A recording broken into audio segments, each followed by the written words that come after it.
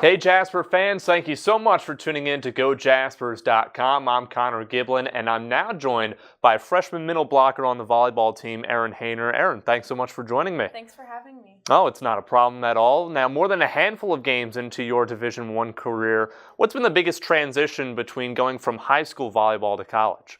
Back home, I was playing for a pretty high-level club team in St. Louis, so it hasn't been completely too hard, but it's been pretty hard, but it's been pretty good. You're transitioning not only from St. Louis, which is all the way out in the Midwest, but to New York City, one of the biggest cities in the entire nation. What's that transition been like? Well, ever since I was 7 and I first came and visited New York, I always told myself that I wanted to live here, so it all worked out pretty well. And as much as I love St. Louis, there's just so much more to do in New York, so it's been pretty good. What are some of your favorite activities? I just love going into the city with my friends and just exploring. What was the first transition like into college where you're like, wow, this is a big moment, this is what it's like moving from St. Louis to New York City? It didn't really sink in that I had moved to college until I feel like my first game in Western Illinois. I was like, wow, like I'm actually a college athlete now. Like it finally started to sink in.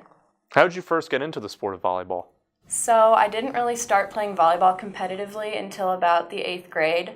And I had a really good friend who played club volleyball, and she told her club coach that I was tall. So the club coach came and watched one of my grade school games, and then I tried out for the club and I made it. And then it was a kill. When we talk about Manhattan, you mentioned before you always wanted to move to New York City. What else drew you to Manhattan College?